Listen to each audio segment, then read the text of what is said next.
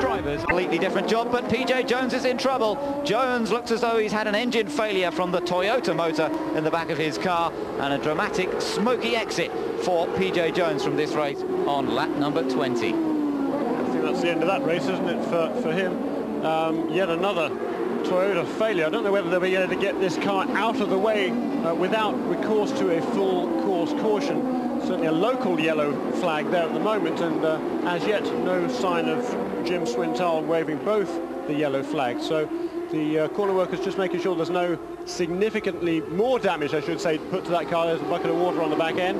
Try and keep the flames under control. It seems to be just smoke and mirrors. There comes a crane. That's good news, to try and get that car out of the way without recourse to a caution. That's an excellent effort by CART.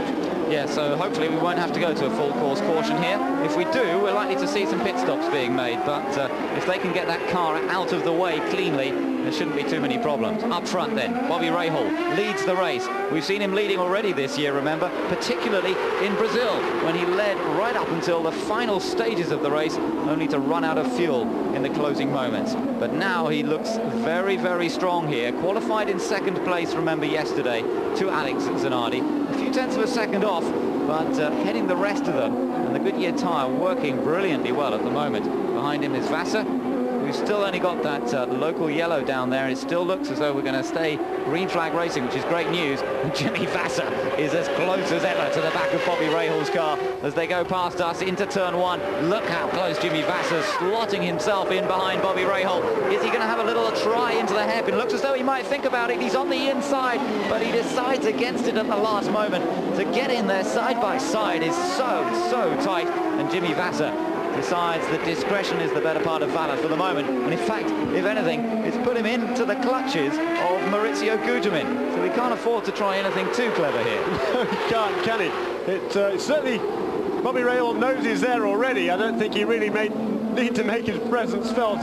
Bobby Rahal is under intense pressure here, and you know, it's down to a tyre battle at the moment, I think. Bobby Rahal is on the Goodyear tyres, and the next two behind him are on Firestones, and Michael Andretti hanging on to that lead battle in fourth place is on Goodyear's as well. But you know, the last few races, Firestone, the tyres have been so consistent and durable, and the Goodyear's have tended to go away. As of the moment, Rahal is lapping very consistently, 57.6 last time around. That's about what he's been doing for most of the time since he took over the lead from Alex Zanardi.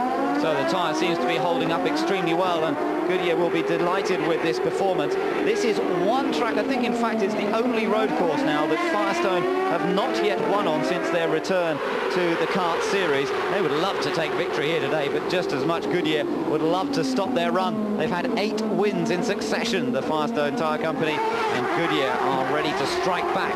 And it's 2 versus 2 here. The Goodyear tyred car leading this group, Michael Andretti with Goodyear tyres at the back of the group, and any of these cars are really very much in the hunt for victory here today. Changed as Jimmy Vassar gets past Bobby Rahal. A change of the lead, and Vassar comes through on lap number 26 ahead of Bobby Rahal, and Gugelmin now looking for a way into second position. All change as they came up to lap one of the back markers there. Jimmy Vassar was able to take advantage of it. Bobby's back down to second place, and Maurizio Gugelmin now looking to get into second himself. Michael Andretti still in fourth at the tail of this group. We've got 4 cars absolutely wheel to wheel battling for position here. But Jimmy Vassar, it's the second time we've seen a Ganassi car up front. Are we going to be able to see him pull away from the rest now? Great move there by Jimmy Vassar, and there is Bobby Rahal under pressure now from Maurizio Gugelmin, and there is Michael Andretti, 3 times a winner on this racetrack, running in 4th position, trying to make it win number 4. Behind this group is quite a big gap to Gilles de Ferran. He's 6 seconds behind this group now. It really has seen this 4 cars pull away from everybody else at a rapid rate of knots. Then it's Greg Moore, Scott Pruitt, Mark Blundell running in 8th place, Andre Ribeiro 9th, Christian Fittipaldi in 10th, and in 11th place is Dario Franchitti. As we've seen already, the first stops just being made, but Jimmy Vassar does not need his crew to make the difference, because he's already found his way past Bobby Rahal. But with the first set of stops coming up fairly soon now, it could be all different when the crews go to work and try and get them out of the pit lane as quickly as possible. again, you can't see fifth place man in that shot at all. Gilles de Ferran quite a long way back from this group, being chased by Greg Moore. Yeah, Gilles de Ferran, he was certainly being held up by Brian Herter before Herter came in to make that pit stop. So I think that explains that large gap back to Gilles de Ferran. So Vassar is our race leader from Rahal and Gutermin.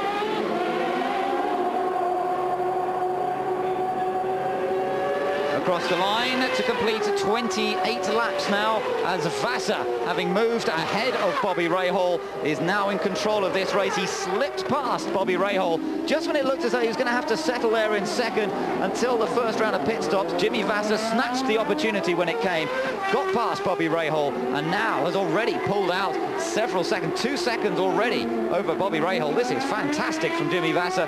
Rahal trying to hold off Maurizio Gutermin in third place, and Michael Andretti still keeping an eye open. Now this was the pass, and in fact there wasn't a slower car at that point. It was slightly further back, wasn't it? Yeah, they just passed Hiro Matsushita for the second time, let me tell you, in just 28 laps. I wonder whether perhaps before they came into the picture there that Bobby Rahal, just his momentum had been upset. There is Maurizio Gutermin down the inside, no back markers there, clean move down the inside by Maurizio Gutermin, and Bobby Rahal is falling back.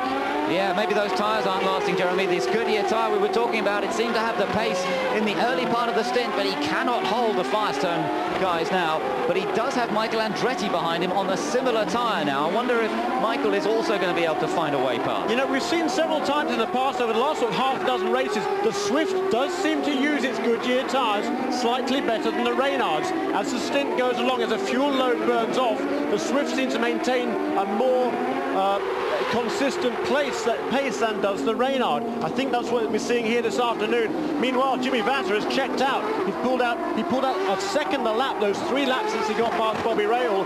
He's 3 seconds in front of Maurizio Gutermin already. So that's the situation at the moment. We're on 29 laps have been completed. We're just eking into the window. And look at that, Michael Andretti gets past Bobby Rahal. So Andretti in the same place that Maurizio Gutermin got past Bobby Rahal. Andretti does the same job, and that moves him up into third place. So he goes now chasing after Jimmy Vassar and Maurizio Gutermin. What a fantastic opening part to this race we've seen. We've seen the demise of Paul Tracy with the accident on the opening lap, putting him out of the equation. We saw Zanardi open the advantage, building his lead up to 3.8 seconds before making a mistake, going down the escape road and having to rejoin. And let me tell you that at the moment, as Gilles de Ferran, by the way, is right behind Bobby Rahal there, Zanardi has moved up to 17th position now. So Zanardi really has made up ground. The next car on his list is Roberto Moreno, standing in for Patrick Carpentier in the Bettenhausen Alimax car. But Zanardi will keep an eye on his progress, as at the moment you're watching Gilles de Ferran hounding Bobby Rahal, and Rahal's performance really has dropped off over the last few laps. He'll just be hoping for that pit stop coming up soon. Meanwhile, Max Papis decides to make his stop. Bobby's in. Bobby Rahal is into the pits. He decides he cannot hold out there any longer, and Rahal, who led a good part of this first stint of the race, comes into the pits and puts his second set of boots on. The fuel goes in and ready to go out once again. It looks like a good stop on the tyres. They wait for the fuel, and away goes Bobby Rahal. Good clean stop from Team Rahal, but will the tyres hold up in this second stint? Doesn't look too promising from what we've seen so far. Out they come. Max Papis leads them out of the pits, so a fairly good stop from the Arturo Wells team as well. And Rahal is back out onto the field. He's in 12th position. Zanardi, meanwhile, is back in 17th. There's a big train of cars there, which Adrian Fernandez was at the head of this time around, actually. Car number 27, that is Parker Johnstone, got past. So it's then Fernandez, then Unser, and then Zanardi, who just passed Moreno. So Zanardi in 16th position and moving up all the time. It looked to me as though Zanardi, we just had a little clip